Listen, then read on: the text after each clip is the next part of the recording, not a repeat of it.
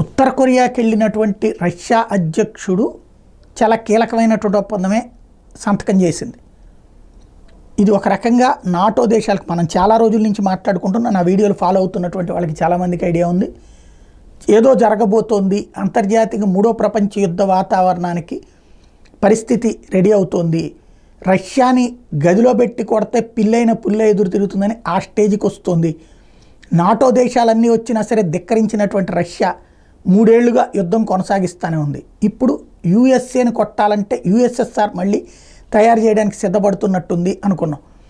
అందులో ఒక ఎత్తు అయితే ఇప్పుడు అందులో భాగంగానే జట్టు కట్టడం అన్నటువంటిది ఇప్పుడు రెడీ అవుతుంది. వాళ్ళది నాటో తరహాలో వీళ్ళు. అందులో భాగంగా ఉత్తర కొరియాతో కుదుర్చుకున్నటువంటి ఒప్పందం ఏంటంటే, ఉత్తర కొరియా మీద అమెరికా వాళ్ళు కానీ యూరప్ దేశాలు కానీ దాడి చేస్తే రష్యా కూడా యుద్ధంలోకి వెళ్ళి వాళ్ళని ఎదిరించేందుకు నిలబడుతుంది.